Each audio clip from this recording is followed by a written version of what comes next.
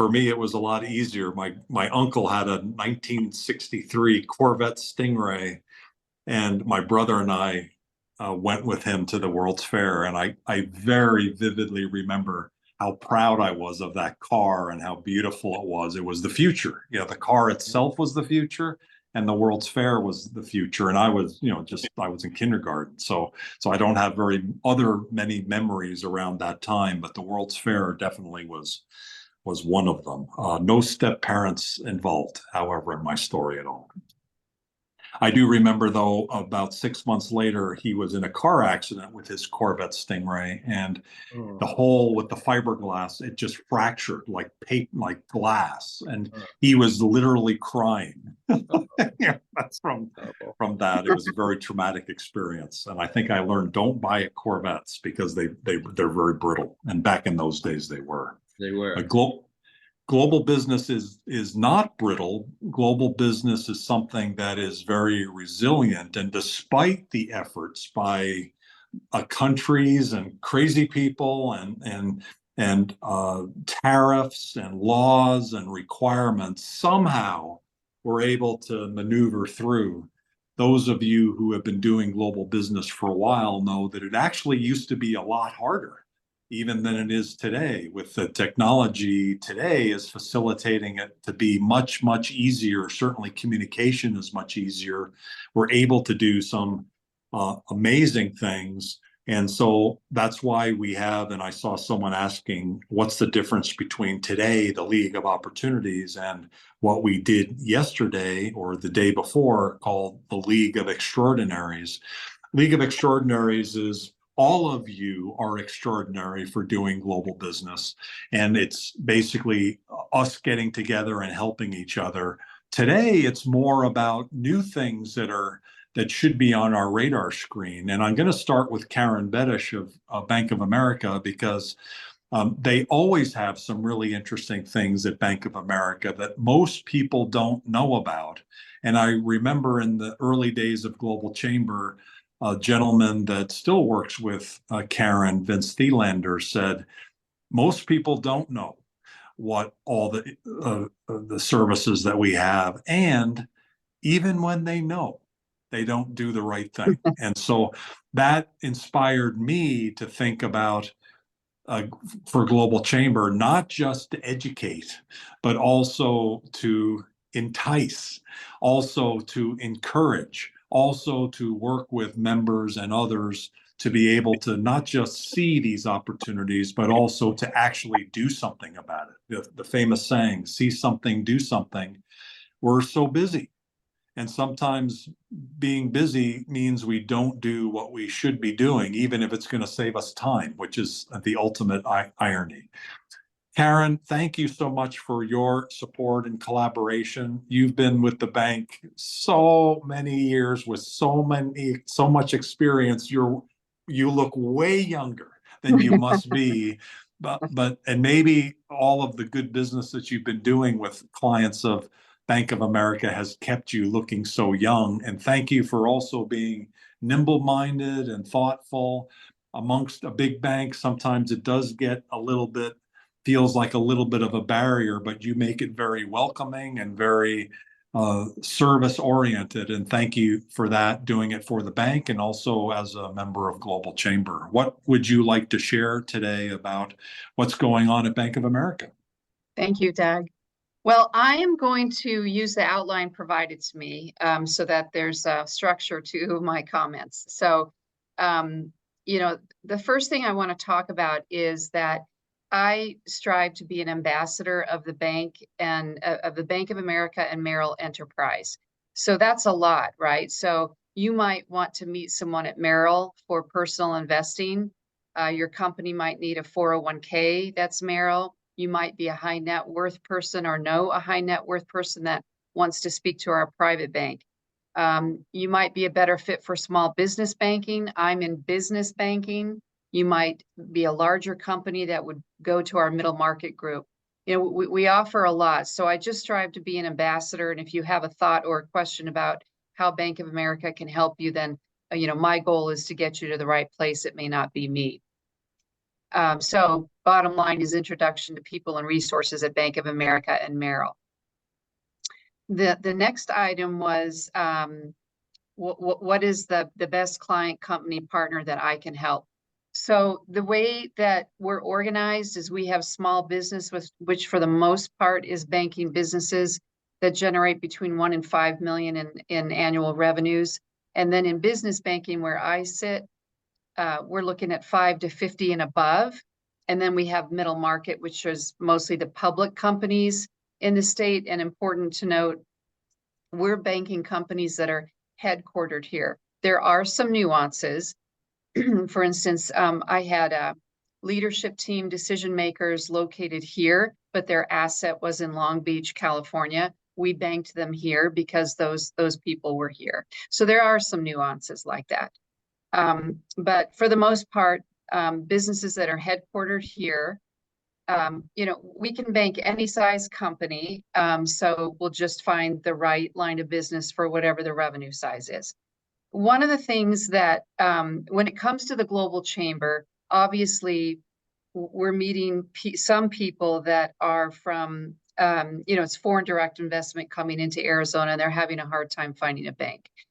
So, we do have some processes in place to help set up accounts for people moving here, such as that. Our small business group does it a little bit differently than we do it, but we do have a process. So we just have to go through that process, and it may take a little longer when you're talking about a larger size company. On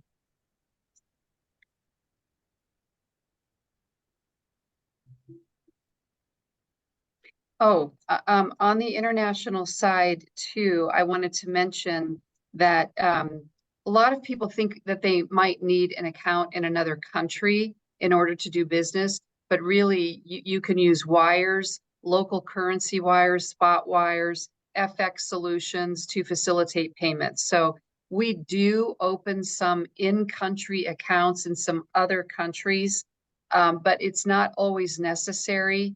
And it really depends on metrics if we're even going to open that account. So you really can get by with some of these other payment solutions. You don't always have to have an in-country account outside of US to conduct your payment business. And then, is there a specific opportunity? We don't do this this is the first time in my time here at the bank, which is pretty long, that we've had a deposit offer. So for businesses that are coming into our business banking group, if we bring in a new business and they deposit $500,000 and they hold the balance, that collected balance at $500,000 or above over 90 days, then we are offsetting kind of your transition expenses with a $3,000 deposit or credit back at the end of that 90 days. And so what it really does is just kind of help offset expenses associated with changing banks. Even though we waive fees while we're going through that transition, it's just a little perk at the end. We generally don't have specials and offers. Sometimes our SBA group, because we are a lender, we do look to lend. We are a cash flow lender, which means that we're looking for financial statements where the business cash flows. So first of all, they have to cash flow. And secondly, we're looking for collateral. We have a big balance sheet to lend against. We're all definitely looking for new lending arrangements, but it does have to support that environment with cash flow. So, we don't lend into startup arrangements, that sort of thing. So we're looking for 2 to 3 years of positive cash flow at a minimum. And that deposit offer expires the end of June. So I just want to share that. I think I'm just trying to touch those points and not take too long. And I forgot to start my 5-minute watch. So you're exactly at 5 minutes. So it would work out really well. Yeah. Thank you. Let's open up the floor for some questions. What questions do people have? Does anybody bank at Bank of America? And there's a Pankaj, he's based in Charlotte. So Bank of America has a little bit of operations in Charlotte, don't you? Yes, Karan, sorry. Thank you so much, Doug and Cesar. My account start with 1998 before Bank of America. I work for Bank of America. I work for Bank of America Merrill Lynch migration. I'm a tech guy and I'm a venture capitalist. So we have two business banking account. So probably we will talk to you offline. Sejar, please introduce Karan. I am your loyal customer from 1998. Thank you. Customer, ex-colleague, whatever you say. But I need your help because you are a big brand. I work here in Charlotte headquarters. I know Andy, who is recently joined in City, Andy Singh. So probably you know all these guys. Yes, I know all the yes. guys here who report to Brian, but Doug knows. We need to talk offline. Probably we Sure. need your help. And if you are in Arizona, in my next visit, we will see you in your office. Okay, I that promise. sounds, thank you. Yeah, I'll look forward to hearing from you. I'm sure, Doug, you're going to share everyone's information.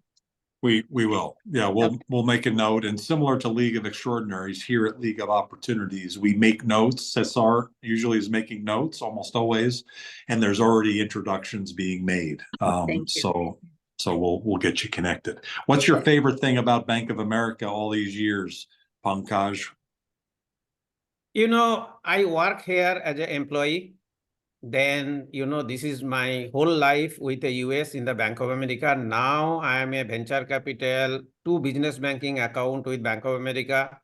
Extremely happy. I have advantage account when I'm walking to the bank, always red carpet for me. Even sometimes they waive my fees, like a wire fees or something like that. Even, you know, there are many facilities, you know, the second largest bank, work for the bank. Now I am their customer. So you know that red carpet. So I am extremely happy what Bank of America is doing. And I am based here in Charlotte headquarters. Know all the big guys. But now, you know, they are very happy. Sometimes we meet them socially here and there. So it's really happy to work with a Bank of America.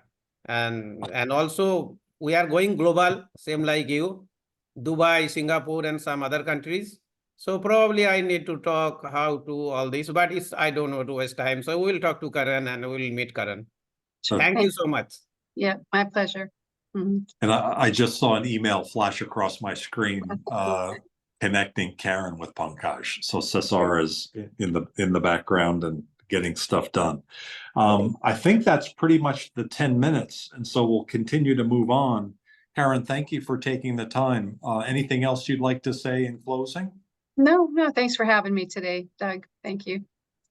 Thanks for all the things that you do, and we'll now continue to move around the room. We've got a couple folks that are going to be speaking from Japan, but we're going to go first to Philip Auerbach of Auerbach International. Philip, you are, I'm guessing, in Philadelphia today. Where are you today? Yes, in Philadelphia today. Okay, and other than my Yankees, I would say the Phillies are looking pretty good this year so far. They are. And so I'd be very happy Phillies, even though I like the Diamondbacks and the Giants and the Dodgers in the National League, I wouldn't mind the Phillies at all, and the Yankees in the World Series. What would you like to share today? What's new in the world of localization and translation? And I'm sure AI is probably one of the things. Yes, and I will be talking about that. So thank you very much. So Auerbach International basically communicates your value and also empowers you to communicate your impact and present your benefits and services, both nationwide and worldwide. And we do this primarily through global marketing as well as through language translations, which I will get to in a moment. So as you can see there, most people do not realize that over 72% of the world does not speak English, which means only 28% of the world does. The US has about 42 million US Latinos who speak Spanish at home. And according to CSA research, 60% of world internet users will only buy when information is presented in their native language, which means that if you are not targeting the world through professional language services, you're obviously missing some opportunities and missing opportunities to impact the world. Next, please. So many people assume that AI does translations well. And the answer is maybe. It depends if something is for internal use or external use, and whether you tolerate mistakes, whether you want any mistakes at all. So AI will almost always make mistakes except in the simplest document. And we've been doing this business for 30 years. We've used AI for 20 of those years under different names. So we know, from experience what we're talking about. AI is extremely literal. It will translate word for word or phrase for phrase. It does not convert many expressions or nuances. It does not convert measurements such as imperial to metric, and it does not do cultural adaptations. So for example, if you put into Google Translate the very simple sentence, the United States plays soccer and Spain plays football, you will get a translation that says in Spanish, the United States plays el fútbol and Spain plays el fútbol, and that is not acculturated properly, or culturally adapted properly. So that's a very simple example of how AI does not work, again, when you need precision and accuracy. Next slide, please. So the people we serve are those who do want precision and accuracy, and who want it and need it in their communications. So we serve companies of any size, from Fortune 100s to small and medium enterprises to solopreneurs in all industries, from aerospace to zoology, and I will get back to that in a moment. That part is very critical. We serve nonprofits and government agencies that target ethnic audiences. We serve companies or nonprofits that serve customers overseas, and we serve overseas companies coming into the US. Next, please. So we produce any kind of business or technical file into 120 languages in any combination, from English into other languages, from other languages into English, and other combinations as well, such as Italian to Arabic, Portuguese to German, and so forth. And we do this for anything written, including websites. That's very critical. Websites, documents, books, PowerPoints, videos, and so forth. Many people assume they can use AI for websites. If it has mistakes in your website, what does that say about precision and accuracy to your leads, to your prospects, about your company? We can do anything spoken, which is interpreting. Interpreting is anything spoken. Translating is anything written. And anything spoken means conferences, meetings, phone calls, and just as you see in the United Nations with the sound booths and the headsets and interpreters, we can provide that anywhere in the world. We do name and slogan screening to avoid global branding blunders. On our website homepage, you can get a free gift of global branding blunders that will brighten up your day. You can do that at the end of the presentation. I will show you where.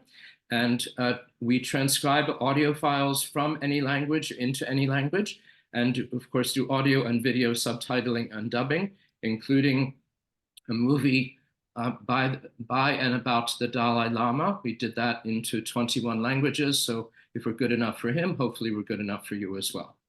Next slide, please. So the way this is done to guarantee accuracy is that we use a combination of AI plus professional linguists. And the professional linguists must have these 4 qualifications. They must have master's or equivalent degrees in the art of translating or interpreting. They must have at least 10 years ongoing experience, which means we do not use amateurs or part-timers or your cousin who used to live there or Maria down the hall who comes from that country. We work only into the native language, and most importantly, we use language teams who speak your industry terminology. So for example, if you're dealing with real estate or law or software or wine, we have linguists who specialize in those niche terminologies and therefore can ensure the accuracy of your communication. Next, please. These are some of the small clients you may have heard of whom we've served over the years. One of them you'll notice is Google. Those are the people who brought you Google Translate. We have translated for them when they have needed absolute precision and accuracy for example, in their overseas employment contracts. And the other of these clients that I'm particularly proud of is the California Department of Motor Vehicles. We, for many years, have translated for the DMV all of their operation manuals, the rules of the road, basically, and for all kinds of vehicles, cars, motorcycles, buses, trucks, you name it, we've translated it, as well as all of the tests into 23 immigrant languages, which means, and I can say this quite proudly and humbly and truthfully, that if you are driving in California and you are not hit by an immigrant, that is largely because of us. So you're very welcome. Next slide, please. You can get 2 free gifts by going on our homepage there, one of which is tips of the language industry, especially if you play Trivial Pursuit or something. These are tips that are very useful to you. The other is global branding blunders that will brighten up your day. And finally, next slide, please. And that is how to contact us. Both of those phone numbers, one is West Coast number, one is East Coast number. They have extensions. They both ring to our phones wherever we are nationwide and worldwide. And feel free to call, feel free to email, feel free to, the text number is not there, but please feel free to call and email. And that's the best way to contact us. Any questions? Love your experience and your expertise. Congratulations on that, working globally, and you've got offices on both coasts. Yep. What questions do people have? Either raise your hand or just unmute yourself and go ahead.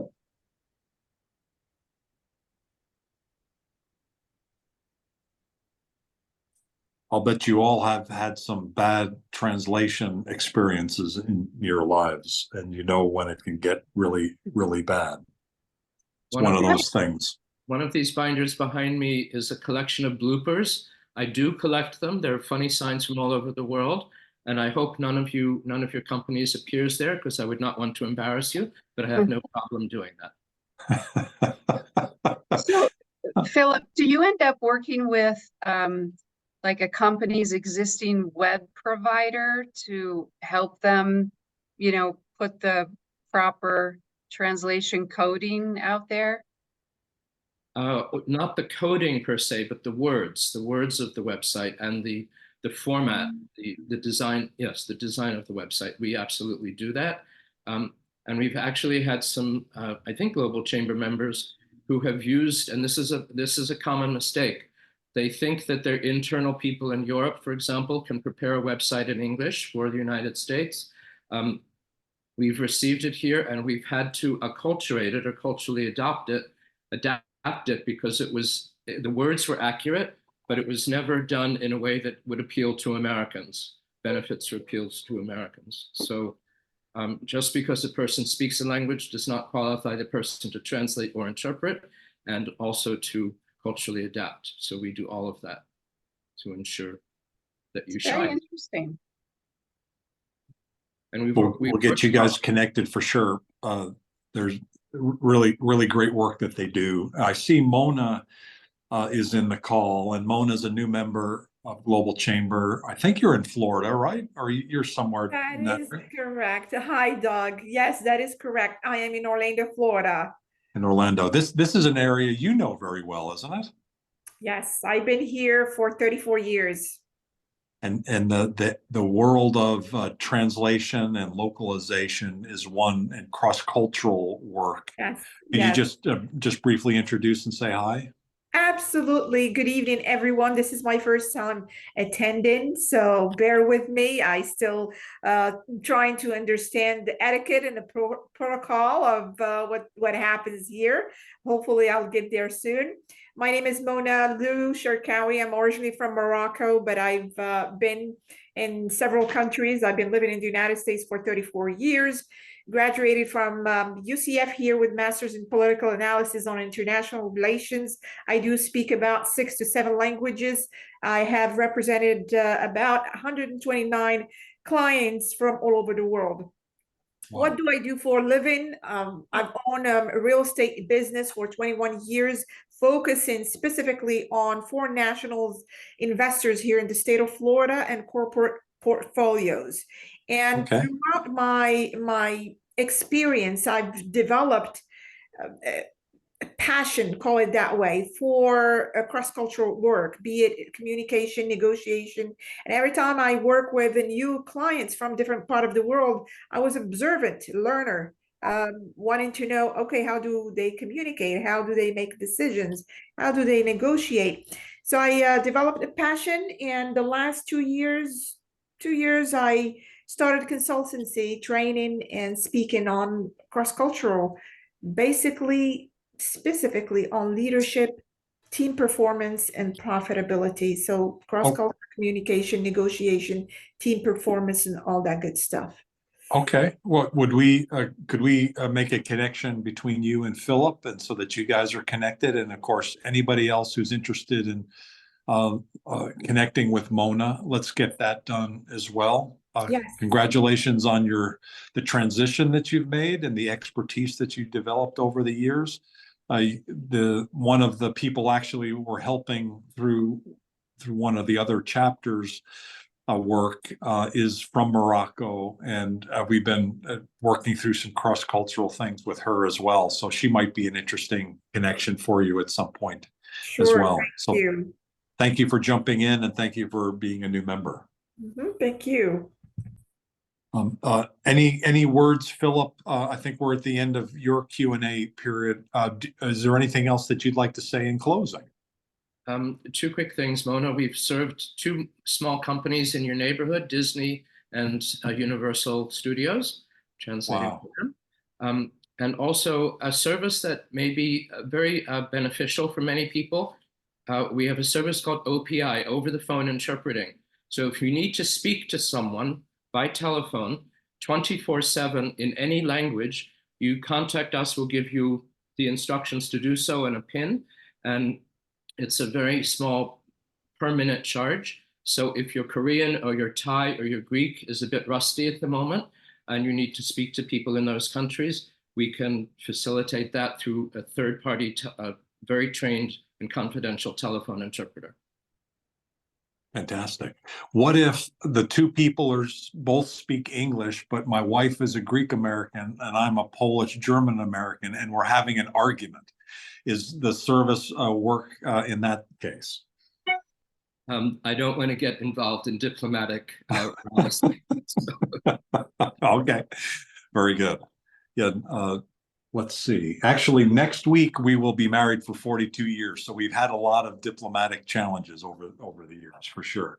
I think it's the Greeks. They're just too hot-headed. But she's not in the room, and she'll not see this. So don't tell her, okay? That I said. Well, Doug, I won't tell her. If you'll keep this very confidential. I tell people that we translate anything into 120 languages except for male and female. Men are from Mars. I got it. Okay. Well, thank you. Thank you, Philip. Thank you for sharing today. If anybody has any interest to either get with Karen or with Philip, or you have other things that you've got going that you need help with, either put it in the chat area or reach out to either Cesar or I. Send it to info@globalchamber.org. We recently had that info@globalchamber.org. We found out it was always coming to me only. So now a lot of people get to see it. So if you want to, there's a lot of ways to get a hold of us. We also have some communities that are being rolled out over the next few weeks, and we'll have more to say about that. It was hinted in the member newsletter, but we're finally ready to roll it out, and watch the Monday newsletter and over the next couple weeks for that announcement. One of the really amazing companies here, we've now had two present, and another one that I've probably should have known for many years, but I didn't. Now, in retrospect, I feel connected to Shinichiro Suzuki of CFE. He's zooming in from Japan. I found out that he and I lived in Detroit at the same time. I was an American working with the landed Japanese companies for DuPont Automotive, and he was a Japanese working with Americans going into Japan. I had just finished my Japan assignment. I'd gone back to the US, which seemed at the time to be a foreign country to me. I was like, I certainly was not an American and I wasn't a Japanese. And so I was in that global tribe region that maybe you can relate to. But Suzuki-san was there in Detroit at the same time. In fact, we would go to Nipponkai. Apparently, we may have even eaten there on 14 Mile Road in Troy, Michigan, and not even known that we were there. But nonetheless, he had his father start his company that helps companies be connected in Japan in a variety of industries, primarily industrial and manufacturing and construction. He's carried the legacy on.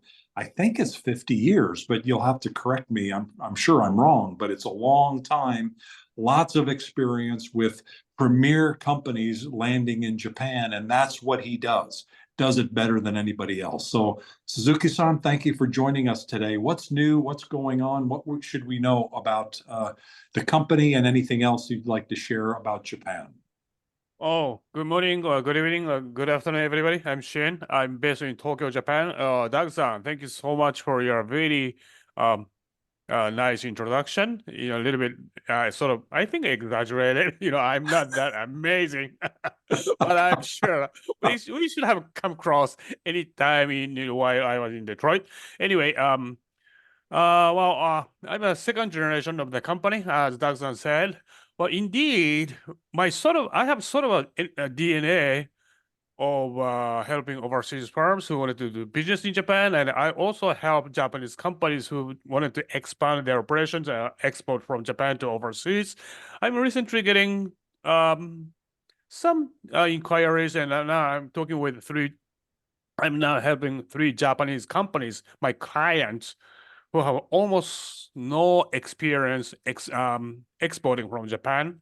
So I'm trying to expand my overseas connections as much as possible. So getting back to Doug's original subject, my great father had spent about at least minimum of 5 years in New York back in 1910. So it's gonna be like a 110, maybe 114 years ago.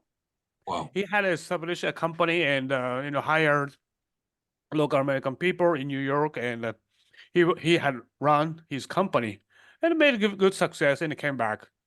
So that's sort of my start of DNA being helping overseas firms.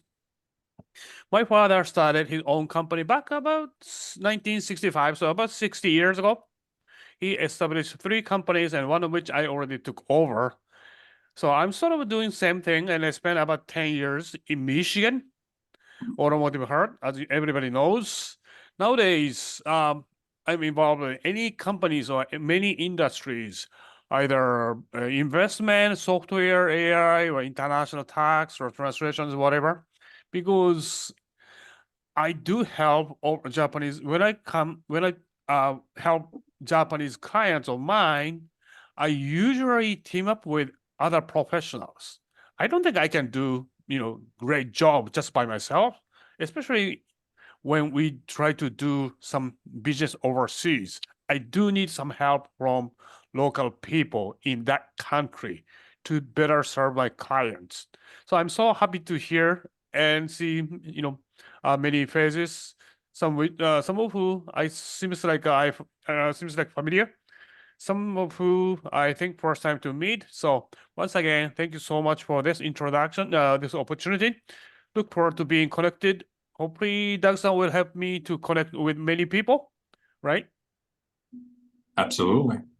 So that's about me. Thanks a lot. Any questions? More than welcome. Pankaj, I see a question. Thank you so much, Doug, as well as Suzuki. And I think your Prime Minister came here with our president. I'm also citizen here. So they are looking for funding and as well as many things from US. So I wanted to connect with you. And second week of December, we have a semi-conference in Tokyo. So probably we will meet you there in Tokyo. for Japan conference. So we are a member.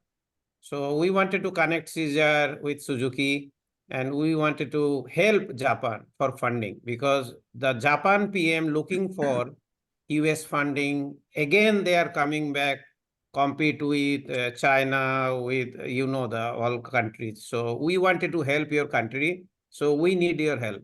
So that's all. And it is offline. So we'll send you details. And another issue, probably, I'm having problem. Only thing is Japanese as well as South Korean language. So I don't know all this language. And so that will work out. So I don't know. So I only know English. So thank you so much, Doug and Suzuki. You have Philip Auerbach as a resource now, so hopefully you'll make use of that. Any comments on that, Suzuki-san? Oh no, I would be I'd be happy to meet with him and in person. First be connected by email. Yep. And let's start conversation. Yes, Okay. we will do that. And Caesar will introduce us, your email ID. Then we will connect and we will do. Thank you so much. Thank you too. Semiconductor industry is an area of interest and experience. Is that correct? Yes. Suzuki-san, that's an area you work. Oh, sure, definitely, yes. Yeah, and you presented at I think it was the second annual Global Chamber Semiconductor Summit, so last year. Thank you for that. Right, just a comment. Japanese government is really pushing semiconductor, AI, IT, industries a lot.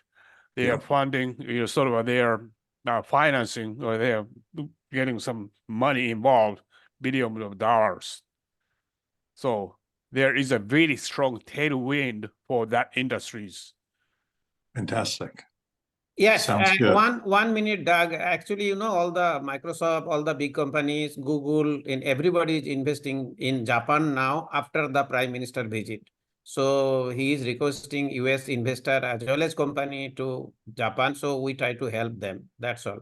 Thank you. Okay. Yeah, well, TSMC just invested in Kumamoto, continues to invest in Kumamoto and Kyushu. So thank you. I think that's we've run out of time. Suzuki-san, is there anything else that you'd like to say in closing? Oh, no. I'm good. Okay, very good. Already Friday there, so enjoy the rest of your day. Thank you for joining us today. Let's go, at least on my screen, you're right next door to Shannon Smith of Eide Bailly. We're very pleased and honored to have now the fourth really extraordinary firm. Eide Bailly is the top of the game in terms of international accounting and tax, and Shannon has been involved for many years and leading that practice within Eide Bailly from Denver. Eide Bailly, however, is I guess it's in Minnesota, right? In Minneapolis or somewhere, one of those towns there. But they're mainly in the Western US, but they're working internationally, and their expertise is the best. So Shannon, thank you for sharing today. What do you have that's new? What else would you like to share about what's going on? Thank you, Doug. And I want to just start my timer so I don't go too long. But hi, everyone. It's very nice to meet you. I am the partner that leads the international tax practice for Eide Bailly. And Eide Bailly is a firm that's over 100 years old. We actually were founded in Fargo, North Dakota, of all places. We have over 40 offices across the country, and we just announced a merger that will take us east of the Mississippi River for the first time, which is super exciting.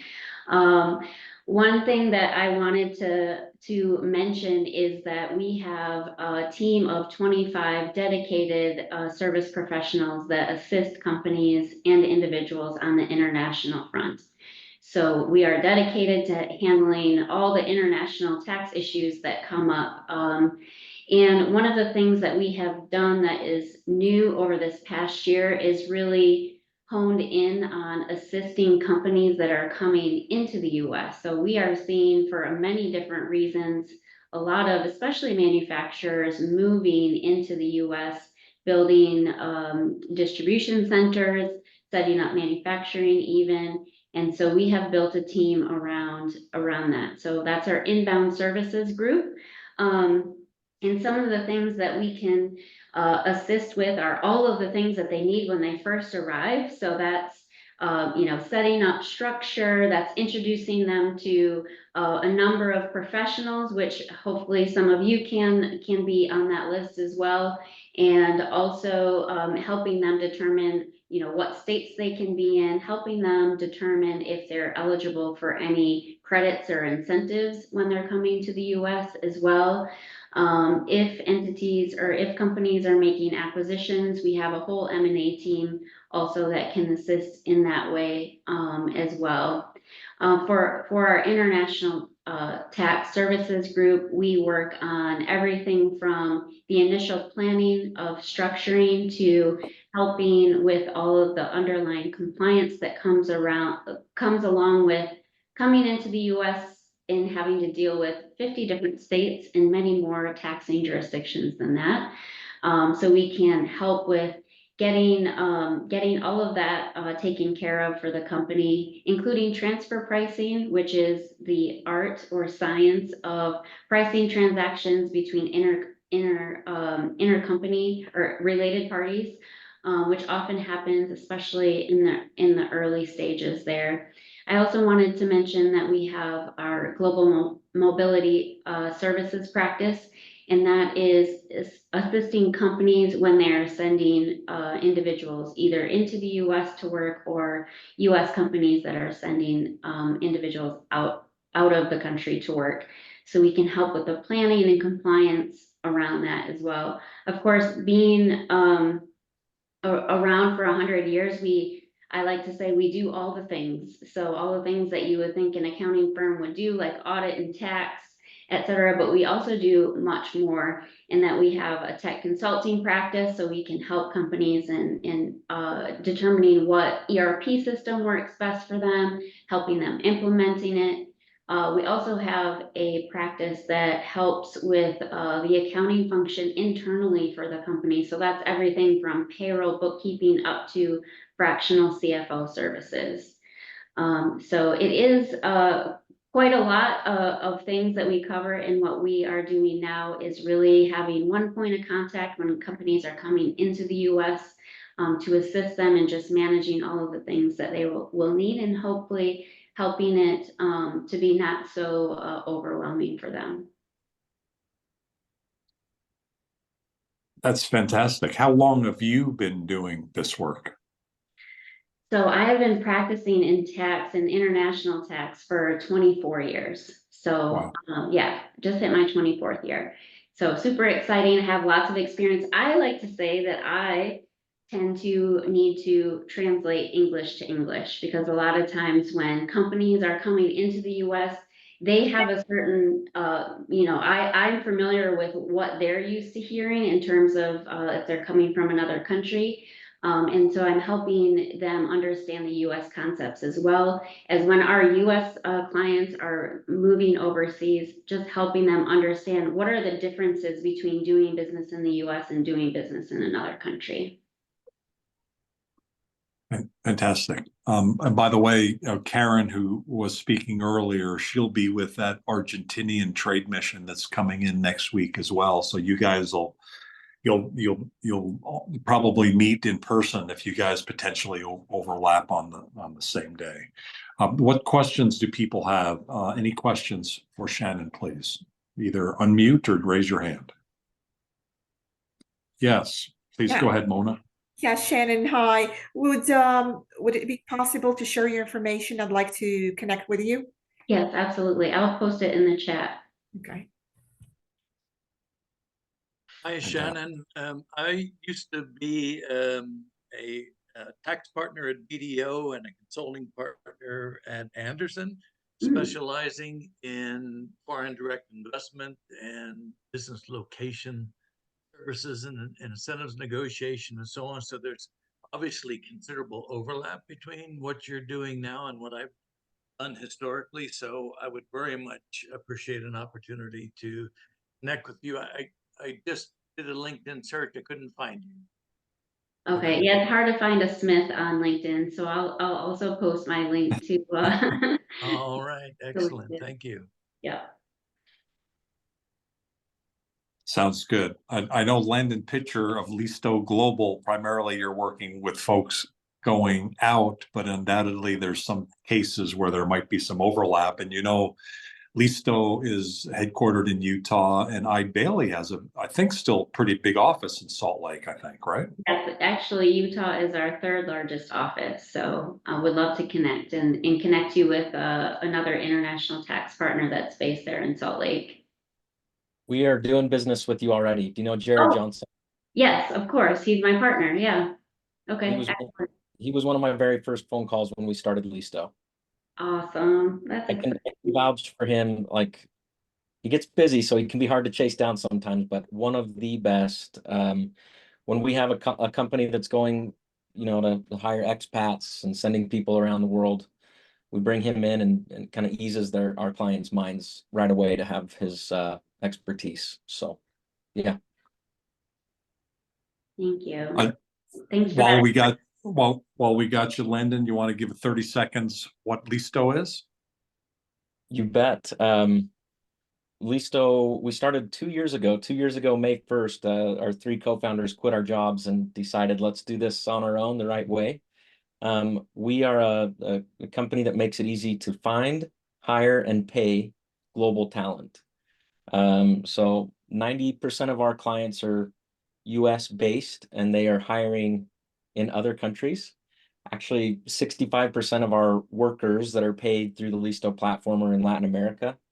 But yeah, it's really easy. You can self-sign up and create your own account, listoglobal.com, and you can send a contract to anyone anywhere in the world and hire them as either what we in the US call a 1099 or a W-2 employee in any country, regardless of if you have an entity set up or not. You can use our entity network and infrastructure. And I'll offer 10 hours of free recruiting if you haven't hired globally and you're interested in it. Then we also offer recruiting services on the cheap. So feel free to direct message me and we can help you find some candidates in whatever country you're looking to hire in. Amazing. Thank you. Shannon, any final comments that you'd like to make? I would, yes. I did focus my discussion on inbound companies, but we do outbound as well. So if there are issues in other countries or your companies are expanding, we can assist in making sure it's structured right as well. In addition, we belong to a network of firms called HLB, and that network allows us to help in other countries as well. So I am the lead partner for that network within our firm. So if you need any connections with CPA firms in other countries, I can connect you as well. Fantastic. Thank you for sharing. Thanks for the long membership and sponsorship with Global Chamber. We love Ide Bailey and love the fact that you're here in the West, and love to hear that you're headed east. That's really fantastic. Congratulations. Has that been announced formally? It has been announced, yes. Okay. Fantastic. The firm is headquartered in Akron, and they have offices also in Chicago and North Carolina. Okay, very good. Well, I'll look for that information. We'll get it out in the newsletter. Thank you for sharing. Thank you. We had one speaker drop today, but we do have one final speaker, and it's Ethan Sames of Pangienic. And I understand, Ethan, today you're in Tokyo. Is that true? That's right. It's morning here in Tokyo. I'm originally from Minnesota, but I've been living in Japan for 13 years. This is my first year at Pangienic. Fantastic. Congratulations. Which part of Tokyo do you live? The office is in Akihabara. I actually live a little bit north of Tokyo. It's about a half-hour commute by train. And what brought you to Japan? I originally came as an English teacher. I did that for a while. I kind of bounced around, did a lot of different things, but my background is actually in translation. So we might have quite a bit of overlap with Philip's presentation. This is my first year, I guess, as a professional full-time translator. Omedeto. Hajimemashite dozo yoroshiku onegaishimasu. Thank you for joining Global Chamber, and we're looking forward to hearing more about and learning about what you're doing and how we can help each other. All right. Well, yeah, thank you very much. So yeah, my name is Ethan. I'm translator and project manager at the Tokyo office of Pangeanic, which is actually headquartered in Valencia in Spain. Pangeanic's been around since 2000. It started as a language service provider focused mostly on translation services, but we've also been developing products like machine translation, editing, data anonymization, things like that. And so based on that experience, based on that expertise in things like machine translation and AI, we're kind of shifting our emphasis now towards more general language technologies and language intelligence. And just as kind of a general overview, all of our products are web-based, so you just need login credentials from us and internet access in order to use them. Compared to, I guess, our major competitors like maybe Google Translate or ChatGPT, the two main distinctive solutions that we offer are privacy and customization. So as far as privacy, that means like unlike with Google or OpenAI, your data stays in-house. We don't, without your permission, we don't use your data for training. We don't see your data. We don't sell it or share it with other companies. And as far as customization, which is what we're really proud of, our products give you the ability to create customized AI models, which it reflects your company's specific knowledge. And for example, in the case of translation, that could also include things like terminology or house styles in the actual AI output. So for example, our newest product, which I believe is actually launching today, is called Echo Chat, ECO, Echo. And it's kind of a ChatGPT style generative AI chatbot. That's probably the best way to explain it, but I think it's a good example of the direction that our company's heading and the kind of services we can offer. The free version is actually available on the Pangeanic website, so feel free to give that a try. I'll send the information in the chat later. The free version is not so much different from what you get with ChatGPT already, but the commercial version, which we're going to start marketing to businesses, it actually allows you to link that chatbot, which is a large language model like ChatGPT. It allows you to link that chatbot with your company's data, whether that's documents or emails or databases or websites, what have you. And then it will learn from that data. And you can train it. You can make a public chatbot to interact with customers, sort of like most chatbots that exist now. But you can also train another chatbot with your private data for internal use, use by your employees or between different departments of your company. We like to say that it allows you and your customers to talk with your data. It can be used actually for translation, but that's not its main function. I think its main functions are more generally like content creation and knowledge management. So for example, we do have some clients currently using the Echo Chat, including like news agencies, government agencies, especially in Spain. Several European Union programs are using it, hotel chains, market research firms. So it has applications in basically any industry. For example, I think the news agency is using Echo Chat now to do fact checking and also to help with article generation. There's a supermarket using it, using receipts data to track inventory through Echo Chat. So there's a lot of things. I was actually going to give a brief demo, but I don't think I'll have time. So I gave the organizers a brochure with that goes into more detail about Echo Chat. So they'll share it with you after the session. But basically what we're looking to do is to help businesses manage and share and just make the best use of their knowledge using things like adaptive AI technology and other language technologies. So yeah, please have a look at our website. We have quite a few language services that we offer. And yeah, please feel free to get in touch with me and or with the main office with any questions or requests you might have. We do offer free trials of many of our products, including EchoChat. So please, yeah, contact me if you're interested. I'm going to send my information and the company's information in the chat now. But yeah, I think that's about it for me. So yeah, please, happy to answer any questions you might have. Yeah, thank you. Subarashi, thank you very much. Does anybody have any questions or comments?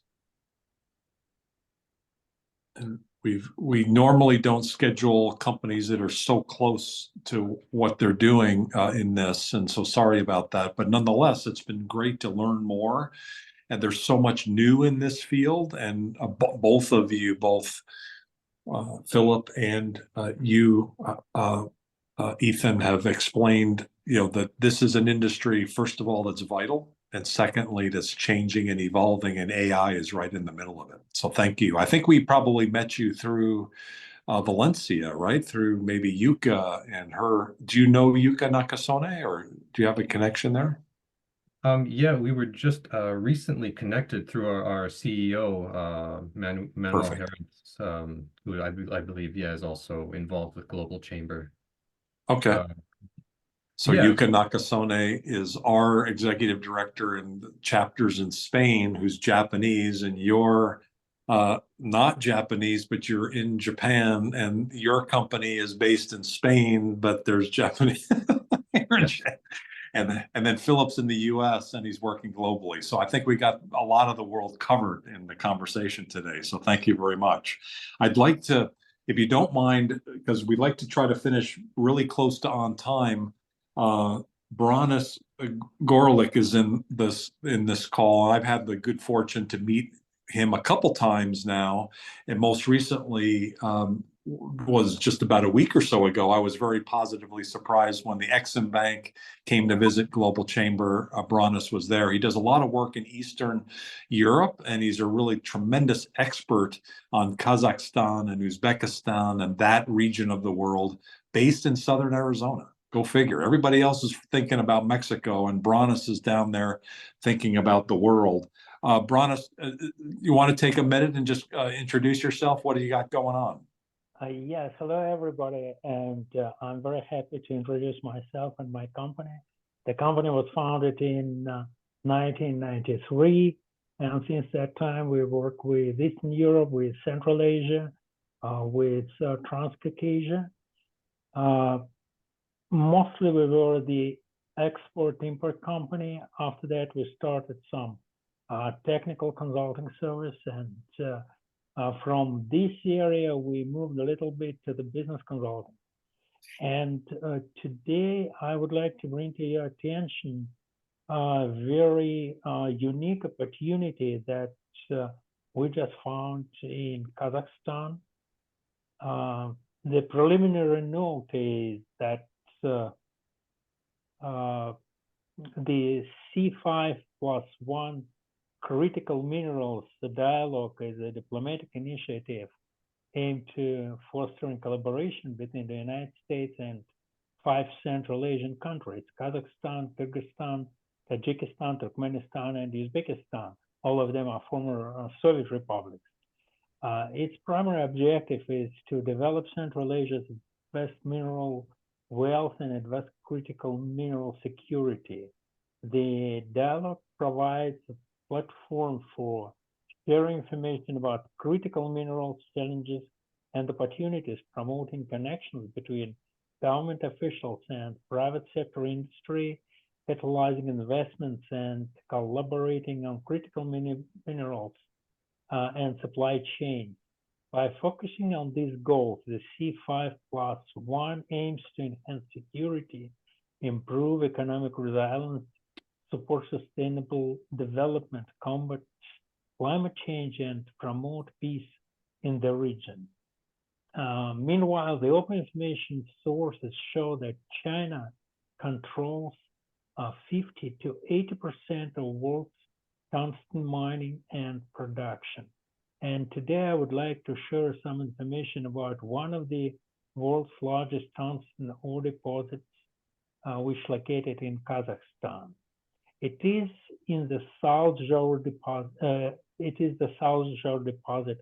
belongs to joint venture Saryaka Tungsten LLP. The owner of this deposit is one of our partners. The deposit is located 180 kilometers from the city of Karaganda, the mining capital of Kazakhstan, and just 3 kilometers from the highway and 40 kilometers from the railway track. I don't want to overwhelm you with some technical parameters and figures, but a preliminary study of Ore's internal structure, morphology, and material composition was performed and showed very best results. Technological properties were cited, the industrial tests of Ore's were performed. So Bronis, yeah. who should we be pulling into this opportunity? Investors or mining people? Like, who should we be looking out for? It's a very interesting question, because there are two options. One option is the investment and investment with some very best technology. Okay. To continue mining this over there and to start to export it. The second opportunity is just to buy these deposits. Okay. And it's the best advantage for this offer is that it's not a governmental thing. It's not a public company. It belongs to the LLP, and the decision maker is just one person. And this person is very, very friendly and very cooperative. So if you have any interest in this area, I would like to help you to facilitate this stuff. Okay. We've already connected Bronis to one of the top mining leaders in the world, Mel Sanderson, and I saw that she responded to your email today, so that was good. Thank you so much. That's a huge step, because she is so expert on the global scale on the mining industry and so well connected. And so if any of you else have ideas and thoughts of people who might be interested in a kind of a groundbreaking area, this is, clearly the rare earths area, and some of these minerals are just really precious for electric vehicles and semiconductors and others, and who controls them wins. And this is an opportunity to get control of a very significant development. So thank you, Bronis, for sharing. Thank you very much. Yeah, thank you, everybody. I'll let anybody say any final word, other than I just wanted to say that in 15 hours, we'll do part 2 of the League of Opportunities, and we'll have, I think there's 7 companies that are speaking in the morning here in the Americas. And so if you'd like to join and see another group, please do. Cesar, is there any other comments before we open up the floor for any final comments from the audience?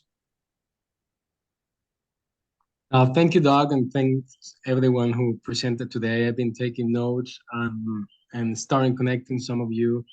If you want to connect with someone that you saw here or you saw in any of our previous events, feel free to reach out, and we'll be happy to make that connection. As Doug mentioned, we have in 15 hours the second part of the League of Opportunities. So if you are available, jump in. It's going to be a busy one as well. Different members, and always an opportunity to connect and expand further. Thank you, Doug.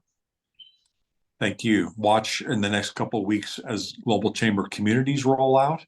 Does anybody have any final comments? Anything they'd like to share? Something that's going on? Suzuki-san, thank you for sharing from Japan. Same with Ethan. Thank you as well. Ethan-san, I guess I should say. So Shannon as well. I think Eduardo Gonzalez, who's in the room, is a Mexico expert, and I think I'll see you next week. So thank you for your flexibility with that trade mission that's coming in. So you may also meet Shannon, because Shannon, are you coming into Phoenix next week? Oh, great. Okay, fantastic. Mhm. So welcome and thank you, everybody. Have a great evening. We'll see some of you tomorrow. Take care. Thank you. See you. Thank you, Doug. See you Monday. You bet. Be global and unstoppable.